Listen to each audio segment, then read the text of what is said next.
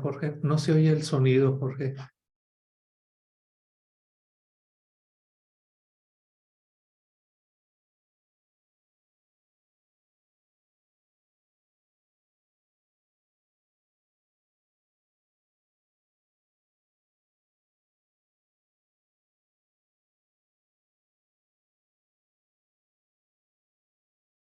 Los temas basados en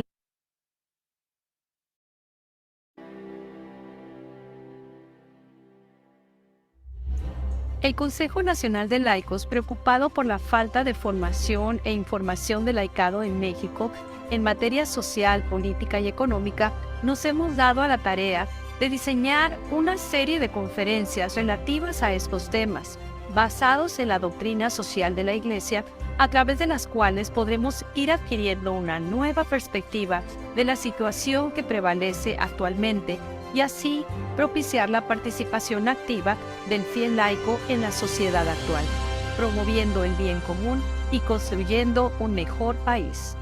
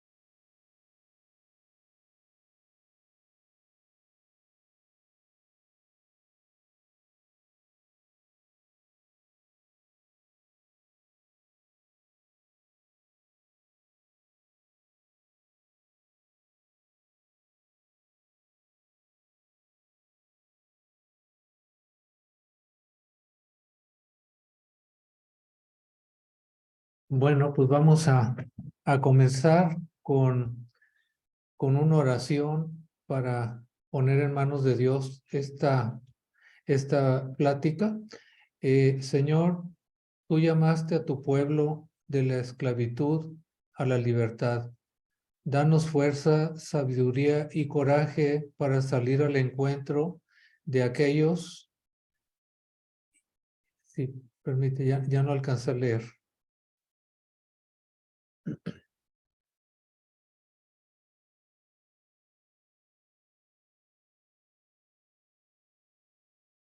De aquellos que están necesitados de justicia.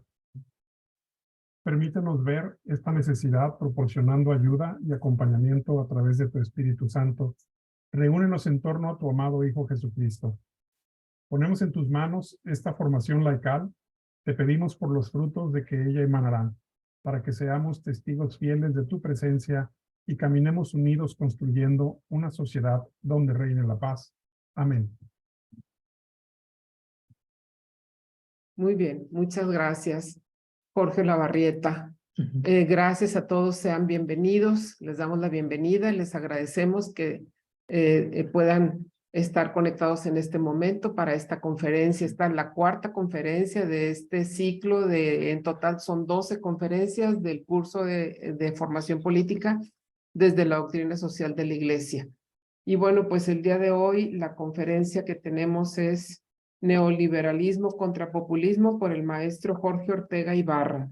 Mario les va a leer su semblanza. Adelante. Sí, bueno, pues Jorge Ortega Ibarra tiene un diplomado en filosofía de la Universidad Panamericana, licenciado en Derecho en la Universidad Iberoamericana, maestría en Administración de Empresas en la Universidad Chapultepec, máster en Doctrina Social de la Iglesia, Indosoc, Pontificia Universidad de Salamanca, doctor en Ciencias Sociales, Universidad Chapultepec, Small Business del Instituto Tecnológico Superior de Monterrey y Jackson State University, Derecho Canónico, Universidad Pontificia de México. En lo que es la trayectoria profesional, secretario técnico de la Comisión de Comercio en la Cámara de Diputados, secretario técnico de la Comisión de Presidencia, Asamblea del Distrito Federal, ex socio Buffet García y Ortega, especialidad en Derecho Corporativo, juicios de nulidad de matrimonio, más de 80 casos, fundador y presidente Civilización Emprendedora AC actualmente y es director de la plataforma comercial México Emprendedor y el Colegio de Emprendedores e Innovadores. Profesor invitado en materias de política y comunicación en diversas épocas. En la Universidad Intercontinental, Legislación en Comunicación, Realidades Socioeconómicas de México, Doctrinas Políticas. Instituto Tecnológico Autónomo de México, Historia de las Ideas de Edad Antigua, Media y Moderna, Problemas de la Ciencia y Técnica Contemporánea. Universidad Anáhuac en asistencia social. Publicaciones y libros diversos, Persona Humana, Plan de Vida, México, Proyecto de Nación Universal, Índice temático de la civilización del amor, Mensajero de la Paz, 30 proyectos de apostolado, Transiciones al futuro, Montañismo en México.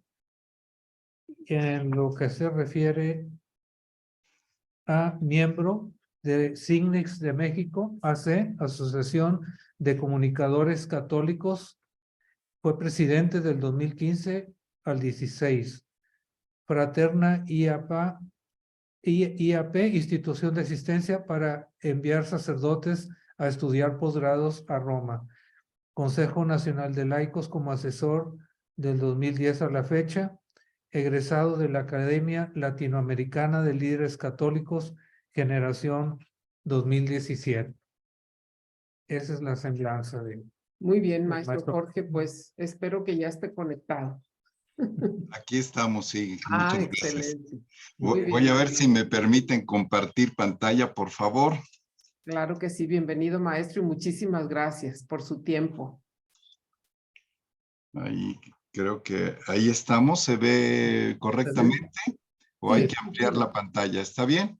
Sí, correcto. Se puede ampliar un poco si gusta. A ver, vamos a ver. ¿Ahí? Todavía no. Se ve, maestro, se ve el documento de PowerPoint, no la presentación. El documento de PowerPoint. A ver, vamos a... Está compartiendo la pantalla. A ver, vamos a ver aquí. ¿Ya lo tenemos? Todavía no. Igual, maestro. Todavía está el PowerPoint. Sí. Está compartiendo. A ver. Sí, pero cuando me dicen que está compartiéndose el PowerPoint, ¿cuál es el error? Está usando dos pantallas, maestro. No. Ok, es que está compartiendo el slide, las láminas, Sí. y a un lado se ven todas las demás corriditas. O sea, no se ve de modo presentación. Presentación. A Ok. ver, Sí, vamos. abajito nada más, si quiere ponerla en modo presentación. Sí. A ver, vamos a ver. Ya entendí. A ver, entonces vuelvo a compartir pantalla. Nada más esto. Para que le pongan aquí. Presentación. Esta, ponle aquí la de aquí. ¿Cuál? Ahí. Presentación. Aquí. Cierra esto. Aquí A cierra. ver, aquí. ¿Ahí? Todavía no. No, caray.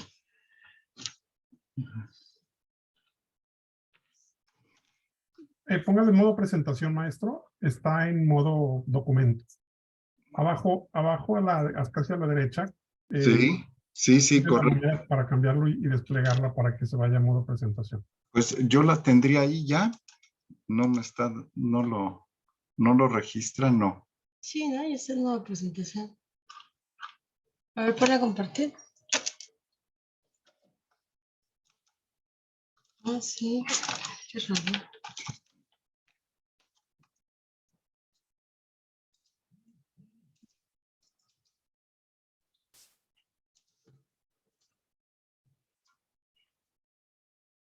A ver.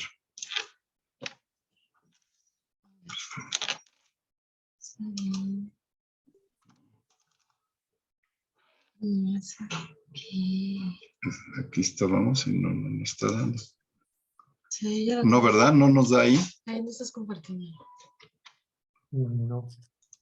Bueno, ya. Póngale compartir, maestro. Aquí sí. A ver. Me puse nervioso. Pues déjalo así ya. ¿Y si nos vamos así, causa algún problema? No, ninguno, adelante. Bueno, perdón, porque no encuentro dónde. Bueno, pues les agradezco muchísimo la oportunidad de tener esta charla. Quiero comentarles que realmente con toda propiedad deberíamos de hablar de populismo contra neoliberalismo. Es el populismo el que está enojado con el neoliberalismo. En esta charla vamos a tratar 5 puntos, un marco de referencia, hablar de lo que es el pensamiento económico, que es lo propio del neoliberalismo, hablar de nuestra época contemporánea, cómo es, de cómo ha surgido el populismo político y llegar a unas conclusiones. Todos los puntos que vamos a ir comentando van a estar todos los temas en imágenes y la idea es que al final de esta charla haya pues por lo menos 3 conceptos claros en todos. Una claridad de pensamiento en quienes nos hacen el favor de escuchar, una capacidad para fomentar su liderazgo y tener, por supuesto, que en cada uno de los que estamos presentes, pues haber generado algún plan de acción. Bueno, Gracias, maestro. Perdón que lo interrumpa. Nada más que si puede compartir su pantalla en Zoom. Ahorita no está compartiendo la pantalla en Zoom. En Zoom. A ver, vamos a compartir. Compartir pantalla en Zoom. Salir o no compartir.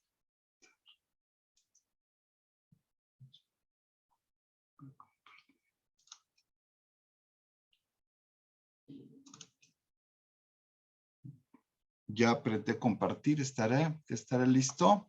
Así es, vemos la de Cristianos Transformadores. Es correcto. Bueno, pues efectivamente, yo creo que los que estamos aquí reunidos, pues nos sentimos, nos sabemos que somos cristianos y que estamos interesados en transformar la sociedad. Esto significaría al día de hoy, pues ser líderes. Y líder, bueno, pues es siempre, lo reconocemos porque es la persona que va por delante, que tiene ideas, que marca un rumbo, que reúne un grupo, que conoce sus circunstancias y procura mejorarlas. Eso es un líder. Un influencer, como hoy se dice, pues es alguien que incide en la vida de su comunidad, de su municipio, de su estado, influye a nivel nacional, incluso a nivel mundial. Un influencer se dice del líder que está presente en las redes sociales. Es decir, es un nuevo tipo de líder. Y desde luego un líder, un influencer, pues debe de ser un ciudadano responsable, alguien que participa y lo hace, digamos, con sentido bíblico. Denuncia, anuncia y genera cambios. No podría ser nada más alguien que denuncie. No podría ser nada más alguien que anuncia. Lo fuerte de ser un ciudadano responsable es generar los cambios. Y en ese sentido, pues un líder, un influencer, un ciudadano responsable, pues al día de hoy es un demócrata. Es decir, evita que prevalezca la demagogia, evita la oligarquía y desde luego evita la tiranía. Bueno, pues con estas referencias iniciales hablemos de un marco de referencia. Y voy a citar esto que todos sabemos. Más o menos los que estamos aquí, salvo que hubiera jóvenes, muy jóvenes, pues todos hemos sabido que en el año 88 cayó el muro de Berlín. Todos hemos vivido el alto desarrollo tecnológico.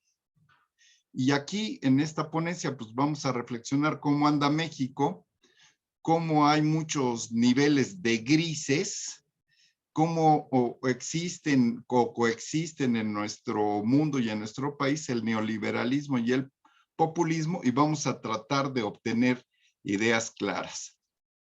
Bueno, pues yo decía que la caída del muro de Berlín fue en el año de 1988. Las dos potencias mundiales, Estados Unidos y la Unión Soviética, estaban en una situación de guerra fría y paulatinamente la URSS fue debilitándose en lo económico, en lo social, en lo político, en lo militar. Y de plano los alemanes de Occidente influyeron de tal manera en los alemanes orientales que el muro de Berlín, que los dividía y de donde trataban de escapar, pues fue derribado, pues así, literalmente a mazazos. En esta época de cambios que estamos viviendo, pues además habría que considerar que estamos en un cambio de época, es decir, hemos salido de la época contemporánea que había comenzado con la Revolución Francesa y hemos entrado en una nueva época, en una época universal. Bueno, pues eso diríamos así como históricamente, pero ¿cómo es que hemos alcanzado un alto desarrollo tecnológico? Bueno, pues hemos tenido avances industriales tremendos. En una primera etapa, diríamos en una generación 1.0, la energía prevaleciente fue el vapor, influyó sobre los ferrocarriles principalmente. En un segundo momento, diríamos en una tecnología 2.0, estuvimos en una época movida por electricidad. En una tercera por petróleo, particularmente gas y gasolinas. Entramos a una época 4.0 de digitalización, donde la virtualidad ha venido imponiéndose, donde estamos, y estamos ahora entrando a una época de mecatrónica, de robótica, de nanotecnologías, de inteligencia artificial. Entonces, pues eso parece que nuestro tiempo pues tiene unos avances extraordinarios, pero en estos avances siempre hay alguien que se queda atrás y siempre hay alguien que va más adelante. Entonces yo quisiera que vieran este diagrama al que le podríamos llamar la escala de grises. Hay unos que son casi blancos y hay otros que son casi negros, y entre los dos hay una serie de matices que explican una diversidad de personas. Podríamos decir de analfabetos a supersabios, hay personas intermedias. Es una época muy complicada porque, pues, como siempre ha sido, cada quien ve las cosas desde su posición, desde su punto de vista, y hay una enorme tensión psicológica, pues en todos nosotros, en todas nuestras familias, en nuestros amigos, en nuestros padres, en nuestros hijos, en nuestros hermanos, en nuestros amigos. Todos están padeciendo este cambio de época y esta época de cambios. De tal manera que creo que ninguno de los que estamos aquí deja de resentir los grandes procesos de metamorfosis social. Cosas que antes nos parecían cotidianos empiezan a dejarlo de ser de manera paulatina o bien brusca, y entramos en procesos muy novedosos, en una gran incertidumbre económica incluso. Ganarse la vida ya no es como antes, y uno se pregunta, bueno, pues ¿cómo es que hacíamos, cómo vivíamos sin computadoras, o vivíamos sin teléfonos, o sin celulares, o sin los transportes en los que nos movemos? ¿Cómo es que ha cambiado todo? ¿Y cómo es que ya no tenemos los ingresos de antes? ¿Cómo es que los jóvenes hoy no se preocupan por formar patrimonio, tener ahorro? Y al final de cuentas también hay una gran tensión política. Bueno, pues, ¿y cómo anda México en esto? Bueno, he de decirles que para medir el desarrollo humano, Naciones Unidas tiene un índice de desarrollo humano, que básicamente mide 3 valores. La expectativa de vida, es decir, el número de años que uno podría vivir, el nivel educativo y los ingresos. Entonces, obviamente, una persona que tiene una expectativa de vida amplia, un nivel educativo solvente y ingresos altos, pues obviamente varía mucho de alguien que tiene una expectativa de vida baja, un nivel educativo bajo y unos ingresos bajos. Estos son criterios de Naciones Unidas muy interesantes, que si uno revisa los parámetros generales, pueden llegar a ser cerca de 100, pero los 3 principales son estos. Entonces, ¿cómo anda México? Pensemos en el año 17, el último año de Peña Nieto. México sacó una calificación de .774. Si quieren, más fácil, podrían decir, sacó 774 y ocupaba la posición 74 en el ranking mundial. Era la nación en la posición 74. Y mejoró respecto de 2016 en unos cuantas céntimas, pero lo hizo. En el nuevo régimen se estrenó perdiendo 2 lugares.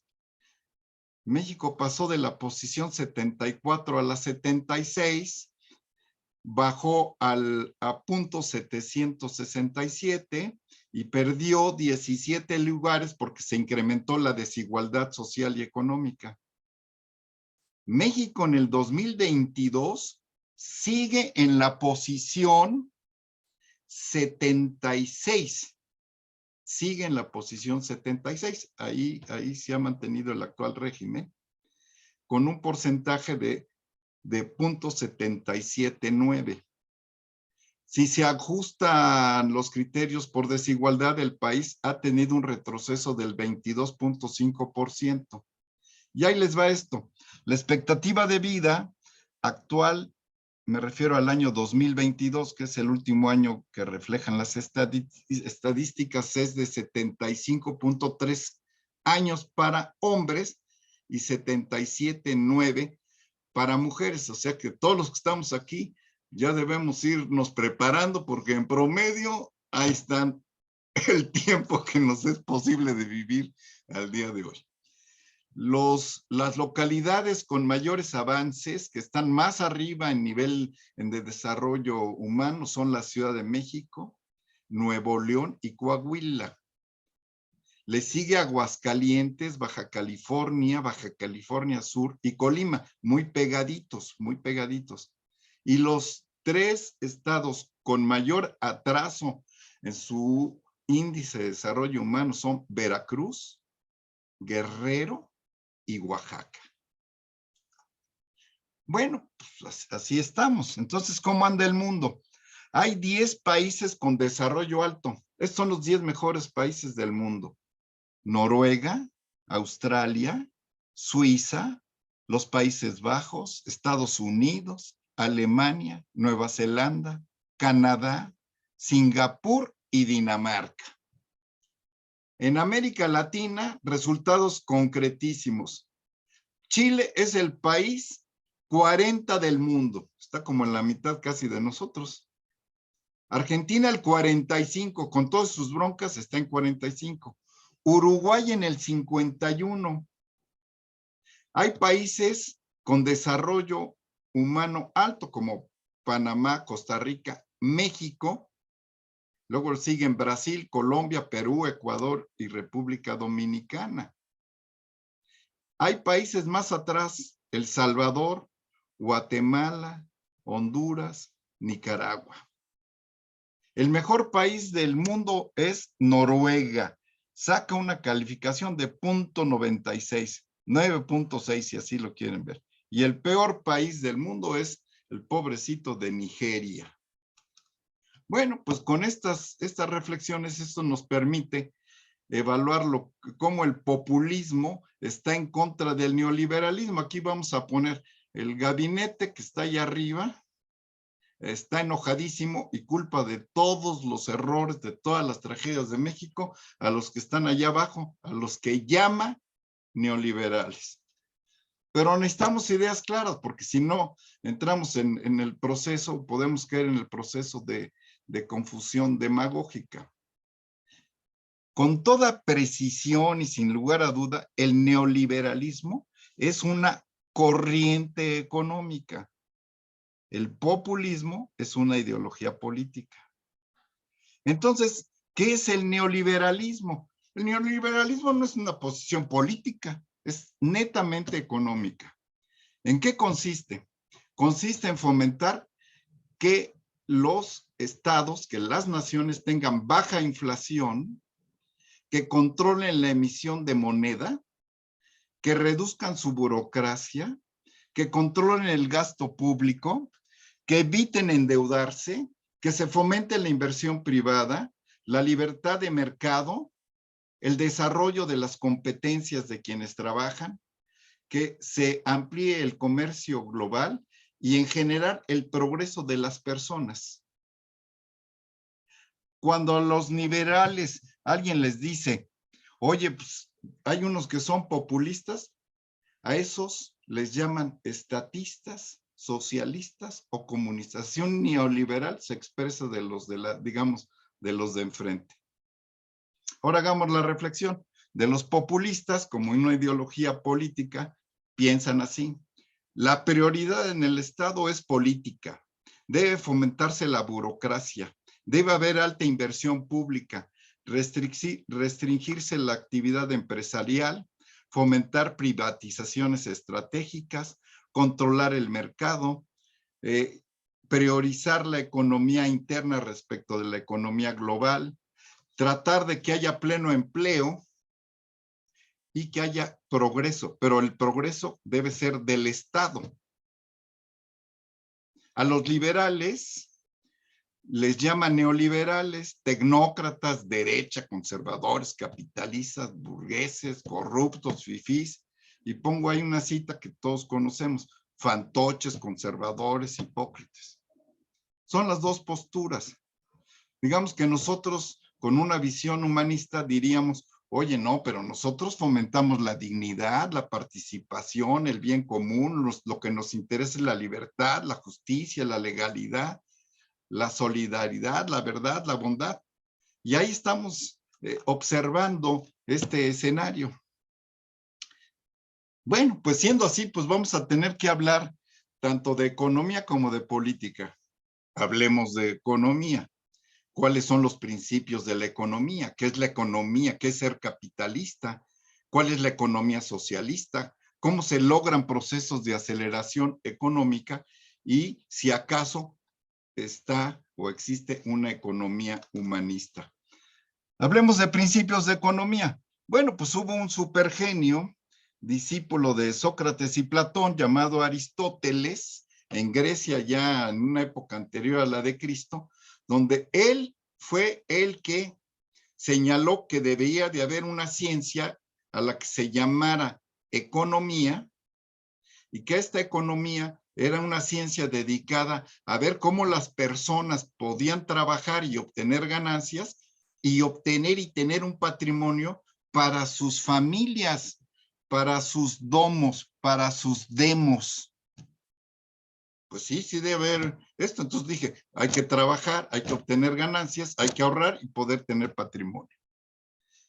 En la plena Edad Media hubo un genio extraordinario musulmán, Yaldum, un hombre extraordinario, que señaló que la riqueza que algunos tienen es siempre fruto del esfuerzo. Y si no, pues es robo. Y señala que esto es legítimo, porque requiere aplicar inteligencia a los procesos de producción. Él vivía al norte de África. Santo Tomás de Aquino, ya saben ustedes, un profesor de la Universidad de París, señala en la Suma Teológica dos afirmaciones. Primero, que no es lícito cometer fraude, es decir, engañar a otro para obtener un beneficio ilegal, ilícito. No, uno no puede, como creyente, como ciudadano, dedicarse al fraude para enriquecerse. Y no puede tampoco caer en la usura, es decir, tener dinero y cobrar intereses excesivos imposibles de pagar. Un poco después aparecieron los mercantilistas y ahí verán que está un poco en rojo, así lo señalé para que ustedes los vayan distinguiendo unos de otros, porque pues en los anteriores se ve cómo el pensamiento económico va evolucionando. Los mercantilistas básicamente señalaban que la riqueza de las naciones está en tener metales y sirvientes. Curiosamente, las naciones que siguieron el mercantilismo, diríamos por allá de la época colonial, en México virreinal, pues lo que se dedicaban y les interesaba, y asaltaban incluso potencias mundiales como Inglaterra con sus piratas, lo que les interesaba era tener oro, plata y sirvientes. Muy curioso, todavía hay gente a la que le interesa tener oro aunque no se coma, o plata, o sirvientes. Por supuesto que la máxima expresión de esto, pues, era tener esclavos y tener riquezas aunque no se pudieran ni compartir ni consumir. Viene un siguiente periodo al que se le llama de los fisiócratas. Básicamente es una postura francesa donde se dice que la riqueza básicamente proviene de cultivar la tierra, tener alimentos, transformarlos en bienes, tener abundancia de servicios y que la economía sea libre, de manera que muchos se entusiasmen en producir. Fisiócratas. Luego aparecen los ingleses en lo que se le ha dado llamar economía o capitalista, o a los que los socialistas llaman capitalistas. Quién sabe si hayan estudiado economía, pero ellos les llaman capitalistas. Y pues eso fue pues porque así sus ideólogos así lo establecieron. Obviamente contra el que se van en primer lugar es con Adam Smith, que escribe un libro famoso, La riqueza de las naciones, y que señala que el trabajo, si se divide, se pueden obtener altas ganancias, es decir, que cada quien se especialice en hacer algo y que eso complete a los demás. Y que los mercados también se pueden dividir. Por ejemplo, ¿qué le podemos vender a Francia y qué le podemos comprar a Francia? Y voy a poner el ejemplo que él decía. Le podemos vender whisky y le podemos comprar vino, porque nadie puede generar algo para lo que no está habilitado. Decía, pues los ingleses harían muy mal vino, pero hacen buen whisky, y los franceses hacen muy buen vino, pero un mal whisky. David Ricardo es digamos, en ese proceso, un siguiente pensador que llega a fijar la ley de la oferta y la demanda. Yo creo que las señoras son muy hábiles al día de hoy para esto. Cuando hay oferta, en especial, ¿verdad? Se acuden a las tiendas departamentales y si el precio es bajo, aumenta la demanda. Pero si el precio es alto, pues desde luego disminuye la demanda. Hay mucha gente en la venta nocturna, pero hay poca gente comprando Mercedes-Benz. La oferta y la demanda actúan en la economía como leyes. Viene un siguiente pensador, Malthus, que era un clérigo, que estaba muy preocupado y decía así: cada día que pasa, tengo más bautizos y menos sepelios. Así que fue anotando lo que acontecía y a eso le llamaba demografía, estudiar cómo andaba la población, y decía así: al ritmo que vamos, va a haber más gente y no van a alcanzar los bienes a satisfacer la alta demanda porque ya nacieron más personas. Hacía una reflexión de buena intención. Luego viene un personaje, un pensador sensacional, Johann Stuart Mill, que llega a pensar y a afirmar: la economía no son un conjunto de ideas, olvídense no existía además esa palabra, no es una ideología, es una ciencia. Y si conoces la ciencia, vas a poder hacer las cosas. Johann Stuart Mill fue llegado a considerar el hombre más influyente del siglo XIX. Interesante, ¿no? Pero pues aparecieron ahí enfrente, en Alemania, los socialistas.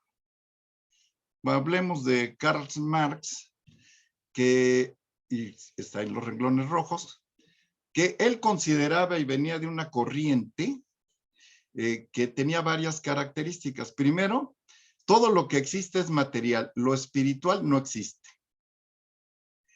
Toda la realidad está sujeta a determinismo. Hay los que explotan y siempre explotarán, y los explotados y siempre serán explotados. Eso se le llama determinismo histórico. Siempre habrá alguien. Por eso es que siempre dividen a la sociedad, y por supuesto hay unas que son las víctimas y otros los victimarios. Y siempre cuando se produce, lo que tratan de hacer los burgueses es obtener ganancias, y esas ganancias les generan plusvalía, es decir, les pagan lo menos posible a los obreros y ellos obtienen una riqueza indebida porque los pobres, toda su riqueza está apoyada en lo que exprimieron a los pobres. Pero surge alguien, Edward Bernstein, otro genio, que curiosamente era del Partido Socialista, amigo de Karl Marx, encargado de sus publicaciones. Y entonces asistió a la primera internacional socialista y oyó a Engels y oyó a Marx y todo lo que decía, y salió harto de la primera internacional. Le dijo: mira, así tal cual, mira, Karl Marx, todo lo que dices es puro choro, no tiene ningún asentamiento científico. A mí dame datos, a mí dame estadísticas de lo que dices, es cierto, no nada más demagogia. Y él se va. ¿Y saben quién es este hombre? Es el fundador de la socialdemocracia. Dije hace un rato que Noruega era la nación más avanzada y puse una lista. Gran parte de las grandes potencias están fundadas en el pensamiento de Edward Bernstein. Del otro lado del planeta, en los Estados Unidos, hubo un señor Frederick Taylor. Él inventó la administración de empresas. Entonces lo que trataba de hacer era acomodar literalmente los escritorios y ponía mucha gente, cada uno en un escritorio, y se iban pasando los papeles de uno a otro, y también en las fábricas de uno a otro. Entonces, él dice que las empresas, para que sean productivas, para que haya más trabajo y mejores salarios, hay que administrarlas. Pero surge la Primera Guerra Mundial y viene un sujeto talentoso que sigue teniendo una gran influencia en la economía, John Keynes, que básicamente trató de resolver los problemas al terminar la Primera Guerra Mundial. ¿Qué vamos a hacer con tanta viuda, con tanto niño, con tanto huérfano, con tanto ignorante, con tanto vago, con tanto discapacitado? Hay que darles trabajo y que trabajen en algo que el gobierno los ocupe, que haya gasto público, aunque lo que hagan no sirva para nada, pero hay que dar la impresión de que todos están ocupados y de que hay una cierta igualdad. Si es necesario, hay que imprimir billetes para dárselos, pues no hay dinero realmente en las arcas nacionales. A él le siguió una persona extraordinaria también, Ludwig von Mises. Fundan la escuela austriaca, y la escuela austriaca está siempre muy influenciada por judíos y particularmente por católicos. Su preocupación, decía él, es el caos planeado. No es tan importante ahorita, en este momento, pensaba él, hacer que la economía prospere, sea más evolucionada, como cuanto defendernos de la bola de socialistas que siguen hablando y están causando solo terror, caos y subversión.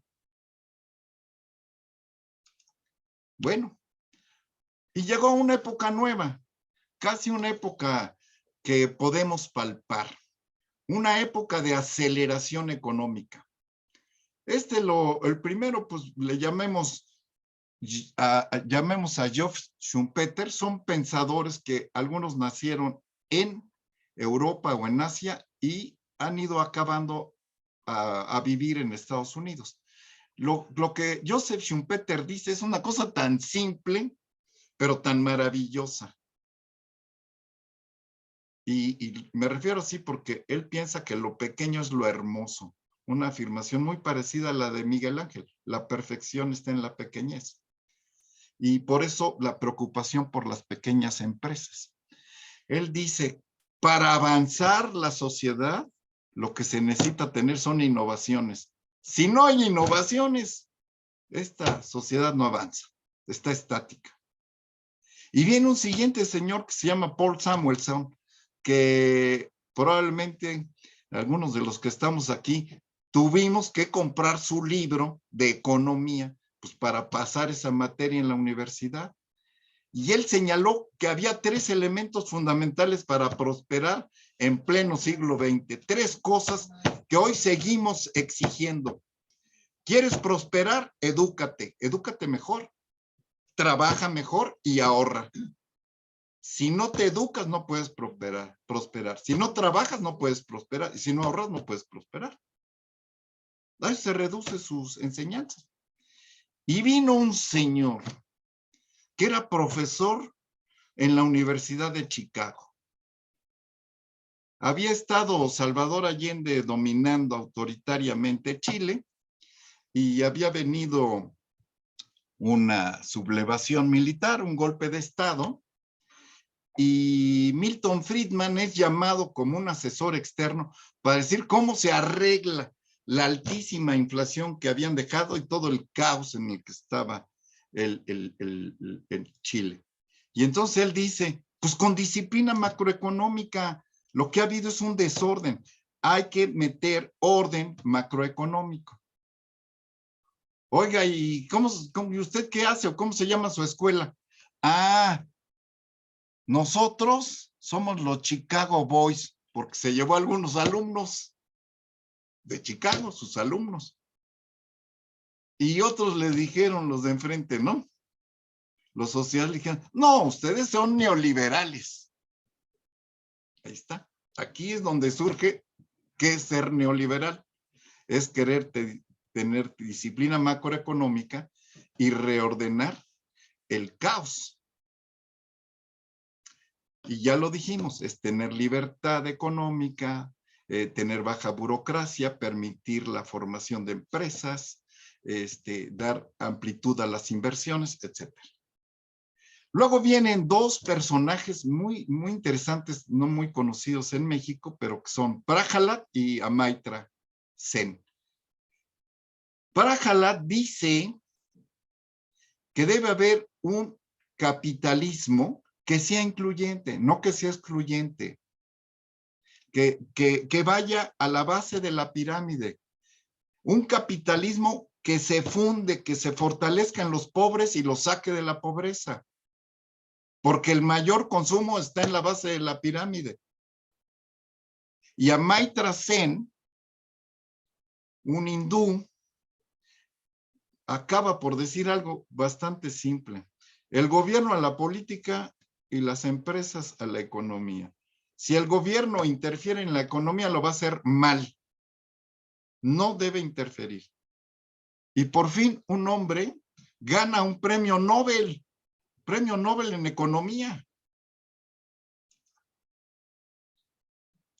Viene la economía humanista, la de Bernardo Kilsberg, un argentino, todavía vive, trabaja en las Naciones Unidas, es uno de los que alimenta el índice de desarrollo humano, y dice que haya muchas empresas, pero sobre todas las empresas debe haber un sentido de responsabilidad social. Todo aquel que produce, sea, digamos, persona física o moral, debe saber que debe producir y trabajar con responsabilidad social. Mohamed Yunus, otro tipo sensacional, de Bangladesh, imaginen ustedes, de Bangladesh.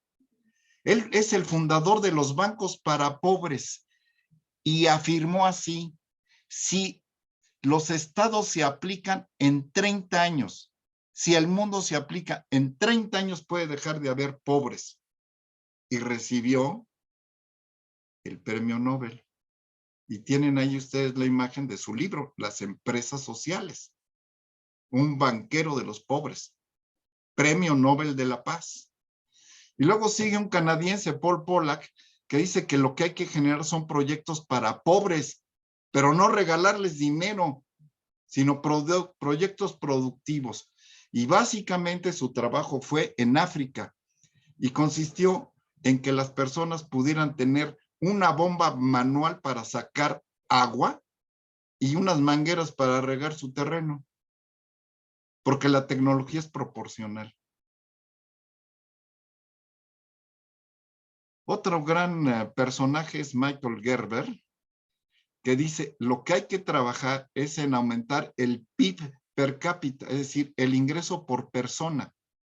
Y la única manera de aumentar el ingreso por persona no es votando por un partido ni estirando la mano, es fundando más empresas. Más empresas.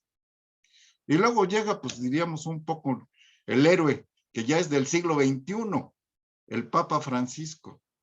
La economía debe ser sustentable. El planeta es nuestra única casa y hay que mantenerla sana. Y debe ser sostenible. Es decir, debe ser negocio, ser sustentable, ser ecológico. Porque pues alguien que podría decir, quiero ser ecológico, pero hace cosas que no son redituables, no se puede mantener. Y recientemente tenemos a la ONU con las metas del desarrollo sostenible. Le compraron a Yunus su idea y consideraron que en el 2030 podría dejar de existir en el planeta Tierra los pobres extremos, los marginados. Pero como vino la pandemia, no se han podido aplicar las medidas que fueron pactadas en Nueva York, en las Naciones Unidas, donde el invitado de honor, ¿saben quién fue? El Papa Francisco. Bueno, pues hasta aquí vamos a dejar reflexiones de carácter económico y vamos a empezar a hablar un poco de historia. la época que comenzó con la Revolución Francesa, propugnó, a la que se le llama contemporánea, propugnó la libertad, la igualdad, la fraternidad. Eran algunos revolucionarios, masones, que luego se cortaban la cabeza unos a otros, se perseguían, pero al final hicieron políticas revolucionarias que al final de cuentas acabaron en políticas que tratan de ser pacifistas y en un choque de civilizaciones. Bueno, pues veamos cómo evolucionó eso. Había comenzado una revolución industrial en Inglaterra, talleres que entraban en procesos de maquinación. En Francia se había suscitado la Revolución Francesa. En los estados de Norteamérica, en las colonias, pugnaron por la independencia, de salirse del control inglés. En Latinoamérica, pugnaron por la independencia de España.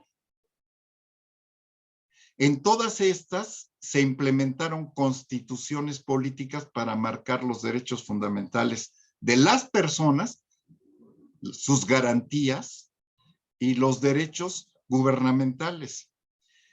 Y básicamente se dividieron de esta forma.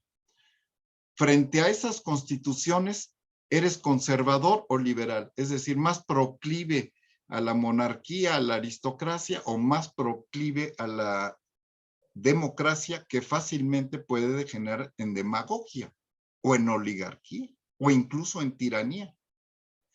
Puede ser centralista, es decir, que la capital domine la nación, o federalista para que haya ciudades, llamemos intermedias o locales, regionales, para que se integren alianzas federales. Por otro lado, habíamos dicho, el comunismo surgido en Alemania y la socialdemocracia en los países nórdicos. Y apareció también por allá de 1890 la llamada doctrina social de la Iglesia, que con toda propiedad debería decirse doctrina social pontificia, es decir, lo que los pontífices dicen de economía, de sociología, de política, y cómo ir interpretando la vida cristiana al paso del tiempo. Pero bueno, sobre el mundo se vinieron muchas violencias. Fue imparable, o sea, fue una catástrofe. No solo México perdió su territorio, no solamente había un caos, un desorden, unos queriendo mejorar y otros empeorando, sino pues México vivió la revolución, 1910, después la cristiada, y en Europa, en Asia, la revolución rusa. Lenin dijo, no, pues tenemos que volvernos a todos bolcheviques. Entonces, agárrense a los soldados que están regresando del frente contra Alemania y háganlos soldados bolcheviques de la bola, para que seamos mayoría frente a los mencheviques y transformemos al mundo. Y en Italia el fascismo. Hay que considerar que Italia no era un solo país, sino muchas regiones separadas, y entonces el fascismo hacía las veces como de que estaba buscando la unidad y quería una nueva igualdad, pero digamos de corte militarista, ideológico, extremo. Y en Alemania surge el nacionalsocialismo, los alemanes que se sienten derrotados, incluyendo Hitler, que había sido un soldaducho en el frente contra Francia, regresan para fundar el nacionalsocialismo, los nazis, frente al internacional socialismo de Lenin.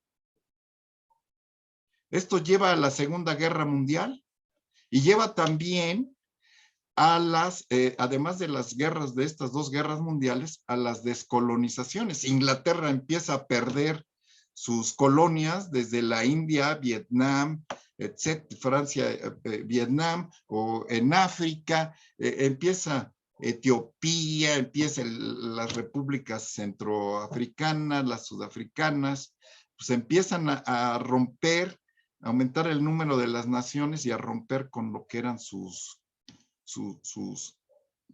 capitales y a buscar nuevas formas. El gran problema es que la humanidad llegó a un descubrimiento, al descubrimiento de la energía nuclear, que le permitió a la humanidad por primera vez, diríamos con toda claridad apocalíptica, destruirse a sí mismo. El hombre es capaz de destruirse a sí mismo. Pero las guerras mundiales dieron lugar a una política pacifista. De repente empezó a surgir que lo que necesitamos es ser libres, tenemos derechos humanos, los países deben ser democráticos. Naciones Unidas jugó un gran papel, la doctrina pontificia jugó un papel, los enviados, los embajadores, los intelectuales, y ahorita ya analizamos los pensadores económicos, y eso llevó a que, por un lado, surgieran potencias orientales, los tigres asiáticos, que sorprendieron, venían casi de la Edad Media y en unos cuantos años se hicieron potencias. Y por otro lado, la caída del muro de Berlín y la libertad para Polonia, Lituania, Estonia, Ucrania, Bulgaria, Checoslovaquia, Rumanía. Y el surgimiento de lo que se llamó las raíces cristianas de Europa, que dio lugar a la Comunidad Europea. Evento que se dio en las puertas de la Santa Sede. Ahí comenzó esa idea. La idea fue de Juan Pablo II. Las innovaciones en Estados Unidos pues, seguían adelante porque las universidades estaban produciendo, sobre todo en Stanford, en Harvard, innovaciones en el ámbito social y en el ámbito tecnológico. Ahí viene la digitalización y eso genera una explosión global de producción de servicios y de productos que cambian totalmente el escenario. Aquí sí ya todos los que estamos ahí nacimos, ahí hemos crecido y ahora estamos viviendo a China, el desafío de China como una potencia. Pero ha surgido algo más. Por ahí, pensemos en la transición del 20 al 21, digamos hacia el año 2000, hubo un pensador, Samuel Huntington, que habló que vendría un choque de civilizaciones. Decía, pues hay una mejora global acelerada, y lo pongo aquí con claridad, mientras que cuando se inició la independencia en México, el 80% de los mexicanos éramos extremadamente pobres, esa cifra para el año 2000 se había movido al 20% y sigue disminuyendo aceleradamente.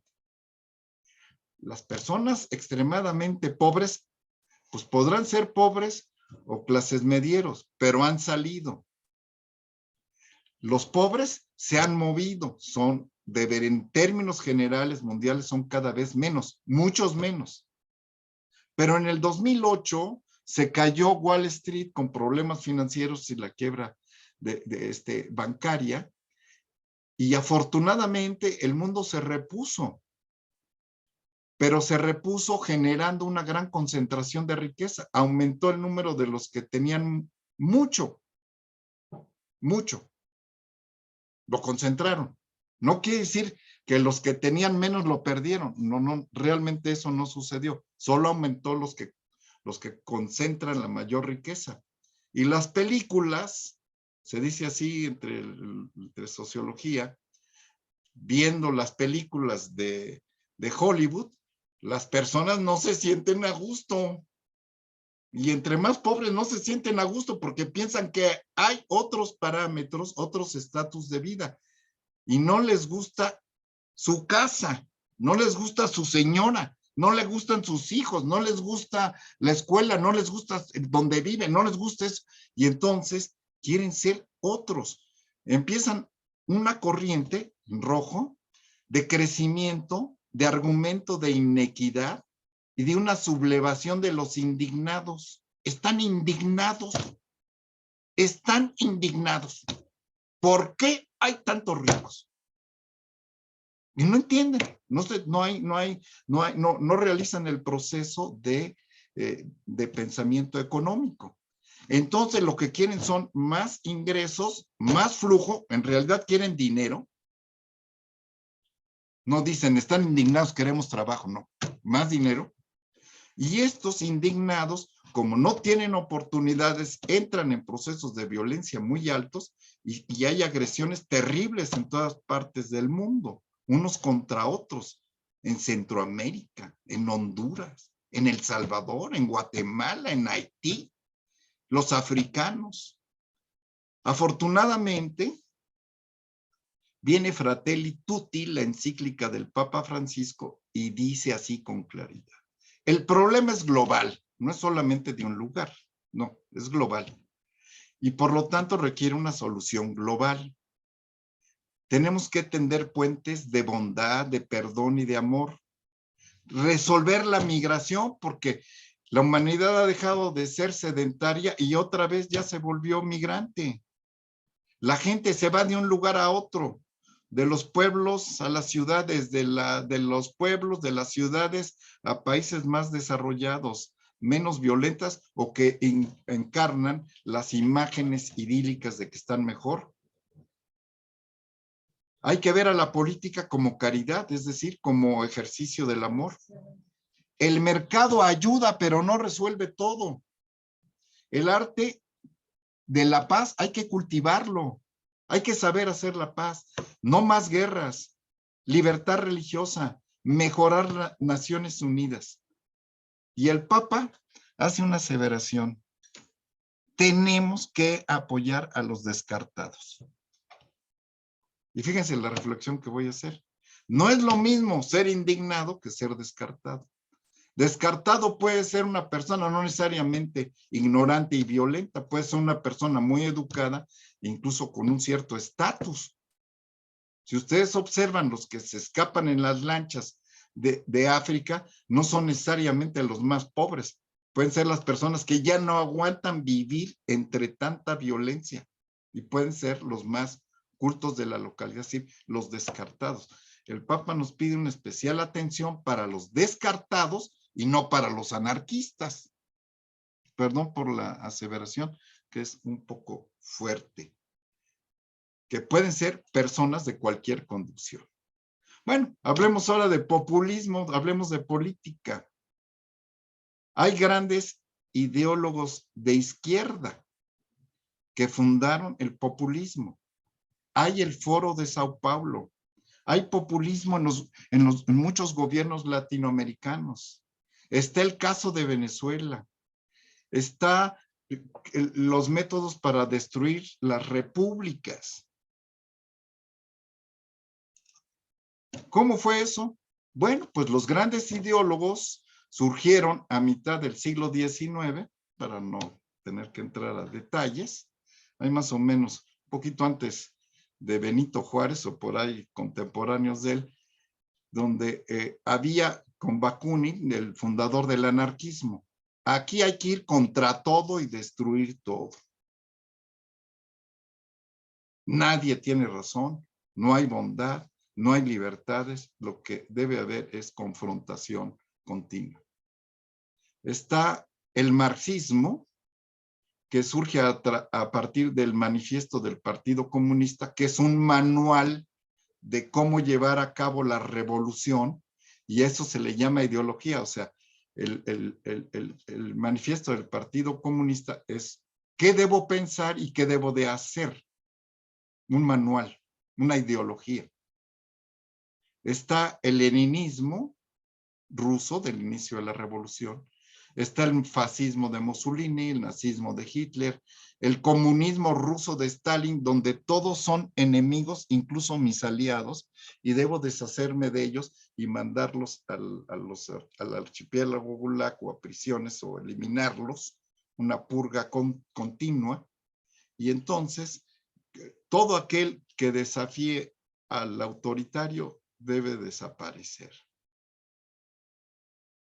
hay una historia muy interesante de cómo algunos esclavos, prisioneros en el archipiélago Gulag lograron sobrevivir comiendo animales. ¿Pero cómo comiendo animales si vivían en el hielo? Pues se encontraban debajo de las capas de hielo animales prehistóricos y se los comían. Crudos, por supuesto.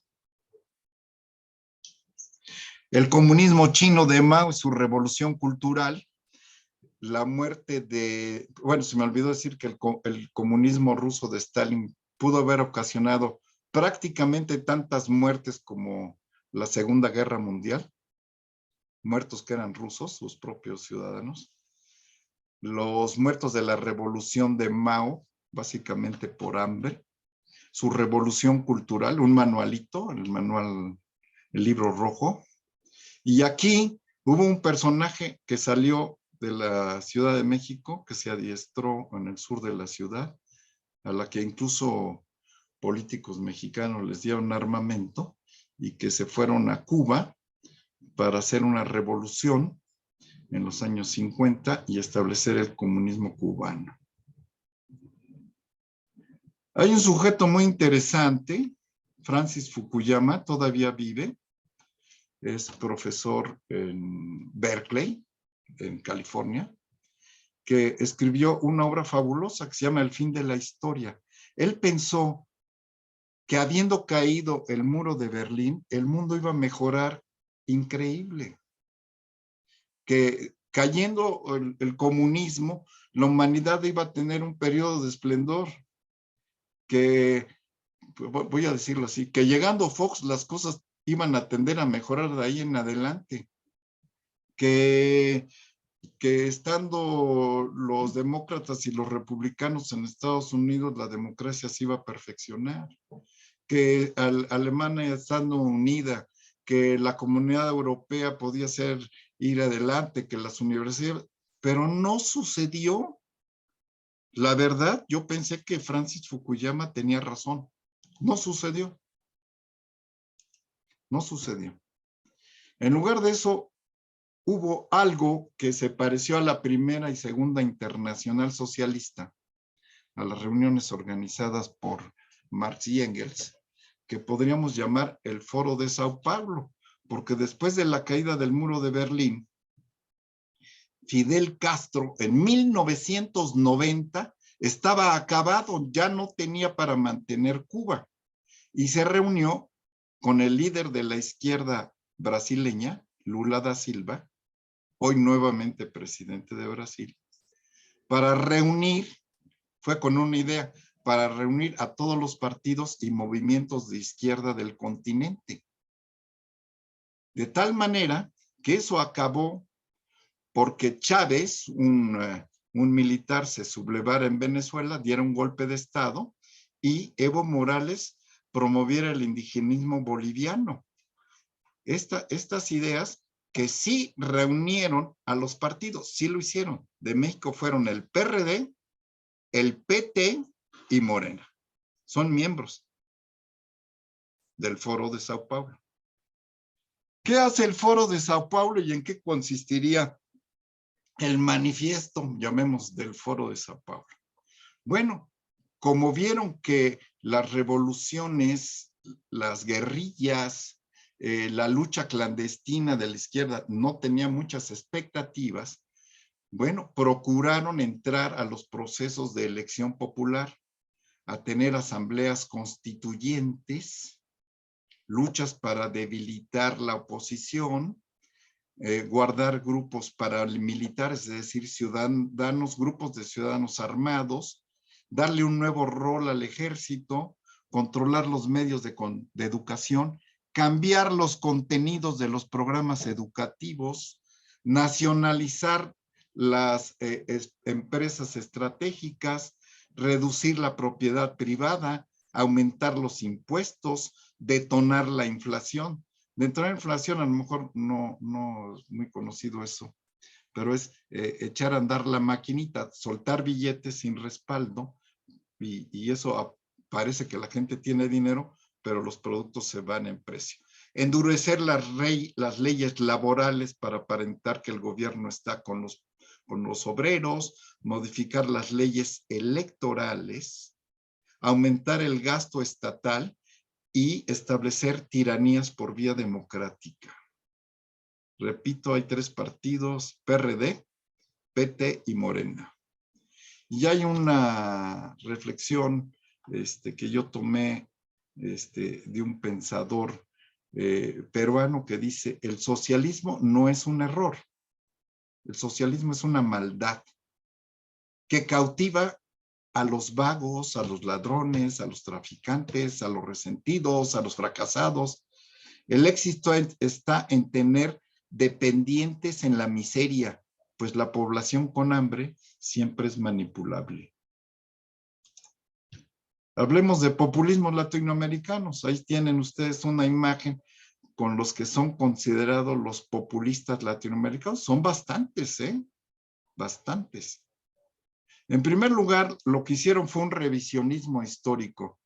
El manifiesto del Partido Comunista, los manuales de Lenin o Mao no iban a caminar. Entonces, el manual de Fidel Castro es el que está, que significa tener la visión de ganar el poder en elecciones. El objetivo es establecer una revolución bolivariana, como si Bolívar hubiera querido eso, pero ellos piensan que va a haber una transformación, digamos, como mesiánica, donde surgirá una Latinoamérica unida, fuerte, extraordinaria. La estrategia es la lucha de clases, la de Marx. Es decir, ya dijimos cómo los burgueses deben luchar contra los obreros deben luchar contra los burgueses, debilitar a los adversarios continuamente, hacer promesas, decir medias verdades, de plano a veces decir mentiras y destruir las instituciones y generar una pobreza inducida. Bueno, pues ahí les va. Venezuela era el mejor país de Latinoamérica. Llega Hugo Chávez, da el golpe de Estado y empieza a hacer reformas destructivas. ¿Cuáles reformas? Cambiar la Constitución.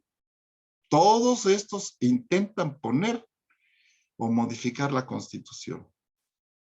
Tener fuerzas chavistas que son fanáticos, que ven al líder como un gran ejemplo, y estas fuerzas chavistas luchan en las calles. Cambiar la estructura del ejército, implementar el militarismo con nuevos nombramientos de nuevos generales, darles otra estructura. Desafortunadamente, aliarse en el tráfico de drogas. Chávez sigue por tener un continuo hostigamiento ciudadano. Venezuela, con 30 millones de habitantes, se calcula que han salido más o menos 6, 7. Y si ustedes ven todavía los migrantes que atraviesan México, ahí vienen siempre venezolanos, están huyendo. Ya vienen no solamente los que se opusieron a Chávez, ya vienen hasta los que lo han apoyado. La emigración, no, si no quieres, no sé si han oído esto, pues los que no quieren que se vayan. Y a Venezuela le llamó la República Bolivariana, que además, en un principio con la fortaleza petrolera, exportaba la revolución y la sigue exportando. No sé si han visto fotos de cómo hay personajes siempre militares bolivarianos tratando de asistir, de ser asesores de otros países. Y por supuesto, pues la pobreza, el manejo de la pobreza extrema. ¿Qué dijo la Universidad Católica en Venezuela, que es la Andrés Bello y tiene un instituto de estudios de investigación económica y social?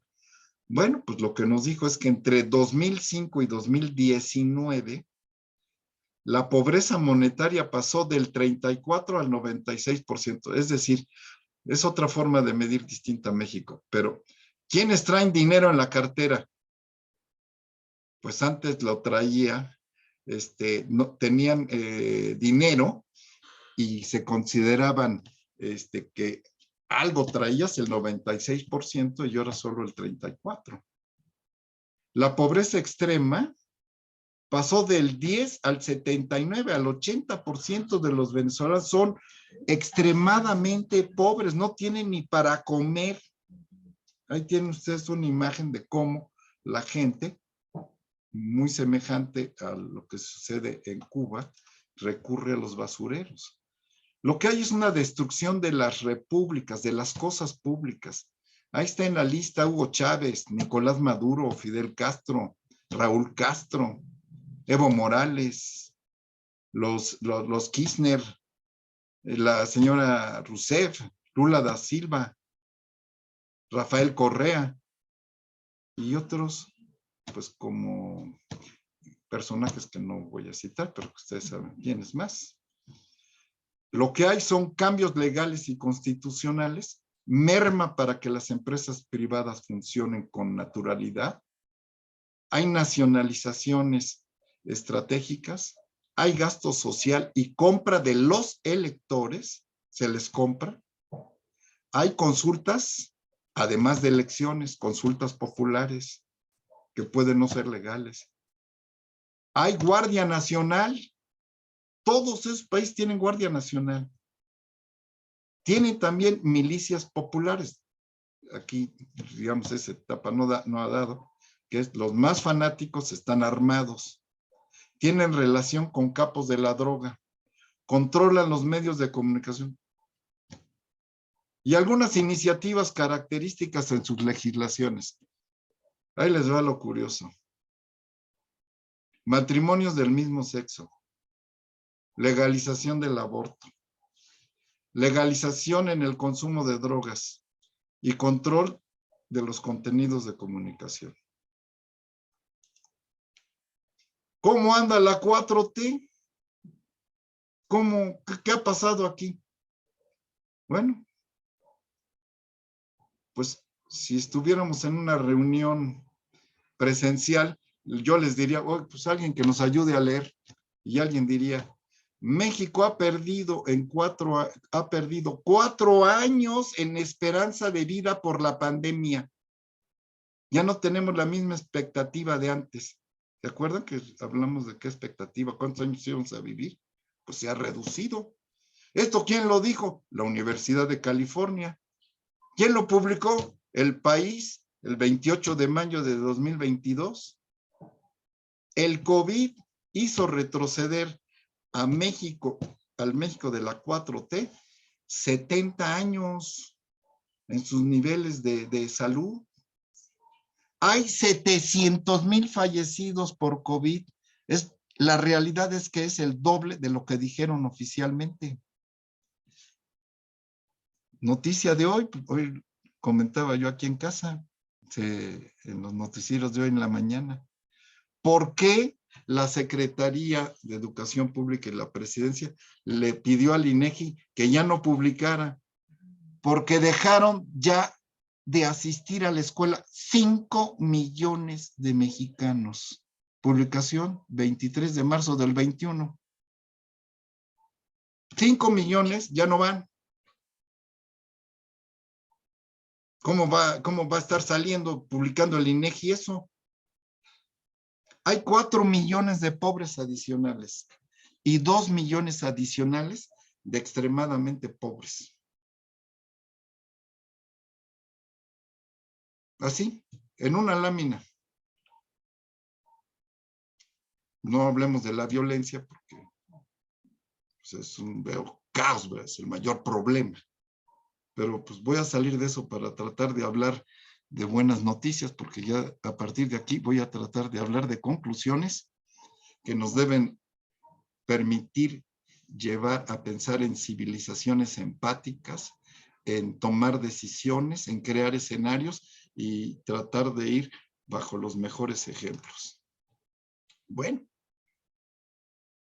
lo que nos ha pasado es que nuestro futuro está interrumpido, ¿sí o no? Todos los que estamos aquí, a todos nos han interrumpido nuestro futuro. Porque en las civilizaciones empáticas lo que se busca es la educación, la mejor educación, la mayor equidad, el mayor progreso, mejores niveles de paz, el personalismo, respetar a los seres humanos, fortalecer la familia, mejorar las sociedades intermedias, nuestra empresa, nuestros clubes, nuestros vecindarios, y tratar de tener gobiernos democráticos, electos legítimamente. ¿Qué es lo que hemos tenido en vez de eso? ¿Qué hemos tenido los últimos años? Aumento de la ignorancia, una uniformidad de pensamiento, un retroceso en nuestros niveles de vida, una violencia incontrolable, una manipulación continua, el establecimiento de géneros en vez de familias, estado totalitario y demagogia.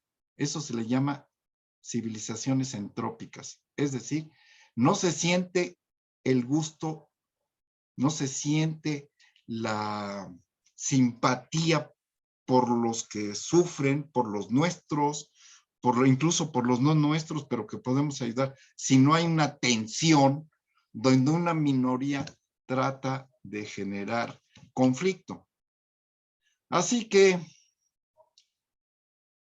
como somos bautizados y tenemos una vocación profética por el bautismo que hemos recibido, yo diría que debemos denunciar el exceso de nacionalismo y anunciar la universalidad. De hecho, ser católico significa ser universal. Nosotros no estamos hechos para el sectarismo. Denunciar el socialismo y aumentar el personalismo, el valor de la persona humana. Denunciar el autoritarismo y anunciar la democracia.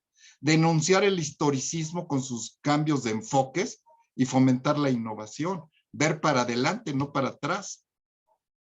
Denunciar el empobrecimiento y fortalecer la capitalización de nosotros, de nuestras familias, de nuestros amigos, de nuestras localidades.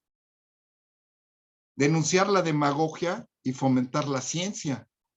Denunciar el miedo que imponen y nosotros anunciar que podemos cambiar si tenemos la suficiente audacia. Salir del pesimismo. Ir por la vida con optimismo. Somos nosotros. Nosotros creemos en la fe, pero también en la ciencia. Tenemos confianza en la providencia, pero también en nuestra libertad.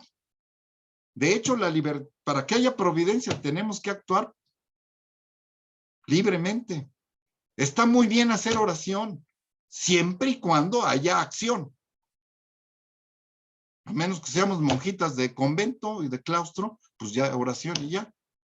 Pero nosotros como laicos comprometidos, tanta oración y tanta acción. Pero lo nuestro es la acción. Imagínense que esas mismas monjitas nos dijeron, ay, qué bueno que los laicos están orando. ¿Y alguien va a hacer algo? ¿Esto va a cambiar? No, se necesita acción. Necesitamos ser personas éticas, con obras. Esta es una fe de obras, se demuestra con obras. Se ama al prójimo, pero también debemos amarnos a nosotros mismos. Si no nos amamos a nosotros mismos, no vamos a tener energía suficiente para amar a otros. Somos una iglesia en salida. No podemos ser mojigatos y ir para adentro. Tenemos que primerear, tenemos que liderar. Tenemos que educarnos cada vez más. Tenemos que trabajar. Tenemos que salir de la pobreza y conservar nuestra humildad. Pero tenemos que ayudar a otros a salir de la pobreza. Y los pobres tienen que decidir salir de la pobreza. Tenemos que buscar la santidad a la vez que mejorar nuestra calidad de vida. Somos nosotros con una doctrina social donde hablamos de la dignidad esencial de las personas humanas, de nuestras libertades y derechos fundamentales, de que fomentamos la complementariedad que esa complementariedad nos hace que unos y otros seamos necesarios. La libertad y la capacidad cada vez con mayor entusiasmo, la solidaridad y la subsidiariedad, ayudar al que no puede, pero una vez que puede, no ayudarlo. Así como tenemos la obligación de ayudar, tenemos también la obligación de que las cosas caminen por sí mismas, porque el bien personal debe ser bien común y debe ser bien público, porque debe de haber paz y desarrollo. Paz y desarrollo. Pero nos dice el concilio que el desarrollo es el nuevo nombre de la paz. No va a haber paz si no hay desarrollo. ¿Y qué debemos sacar de esto? Pues nuestros dones con los que Dios nos dio para entender cuáles son nuestras misiones. Ser muy productivos, ser competitivos, tener bienes y servicios. Y si me permiten, estoy a punto de terminar, pero yo creo que es muy importante una llamada de atención. Y nos la acaba de hacer hace no más de 30 días el Santo Padre. No hacer nada para evitar la pobreza abre las puertas a los discursos totalitarios. ¿De dónde sale tanta gente creyendo en esas cosas? Pues de no hacer nada para evitar la pobreza. Así que lo que hay que hacer es descubrir nuestros talentos, nuestra sinodalidad, porque el Espíritu Santo también nos habla, nos dice qué hacer y debemos ponerla en hechos. Mis últimas 2 láminas. Si vamos como estamos, el escenario del populismo está como lo tuvimos en el 2020 con crecimiento de la violencia, de los enfermos, del desempleo. En el 2021, el populismo pretendía el control total del Congreso para imponer una nueva constitución.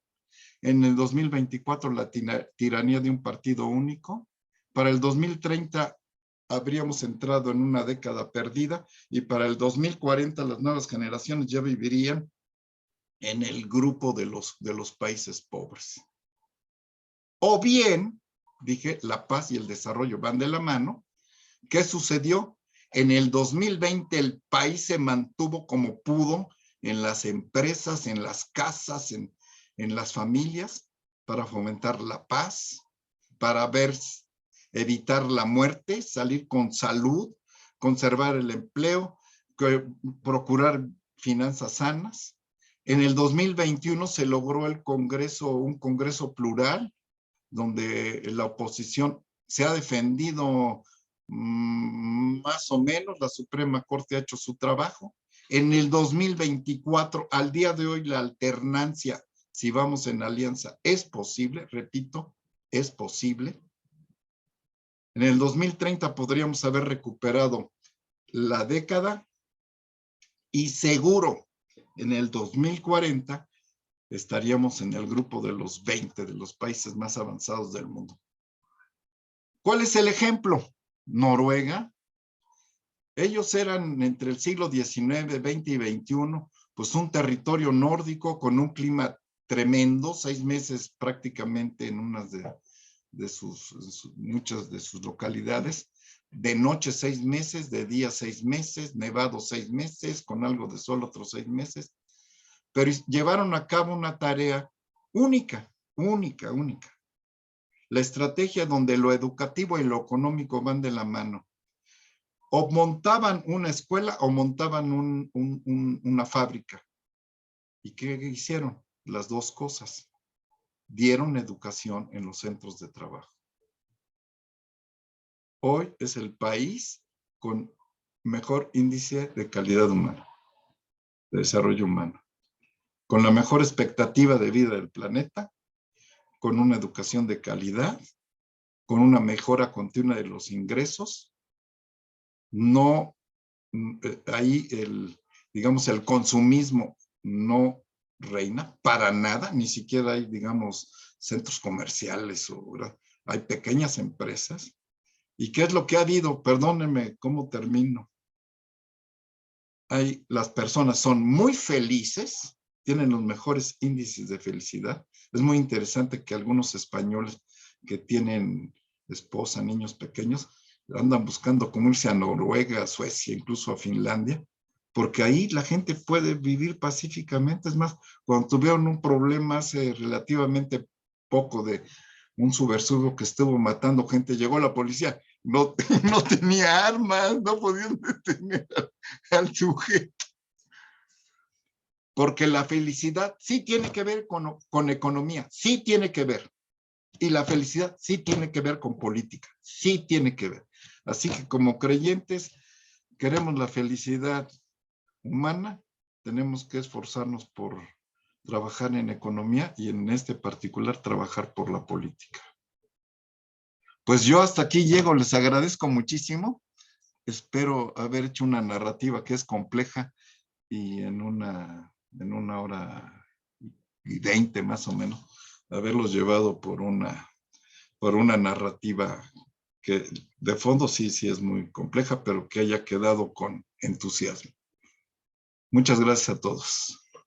Sí. Sí. Muchas gracias, maestro, a usted por esta excelente exposición.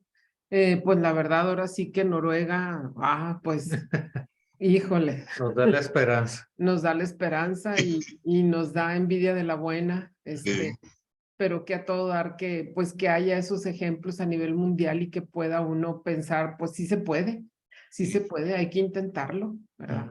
Hay que poner todos de nuestra parte y ver las cosas positivas que se han logrado y seguir trabajando para seguir teniendo esos logros positivos. Así es. Bueno, pues aquí está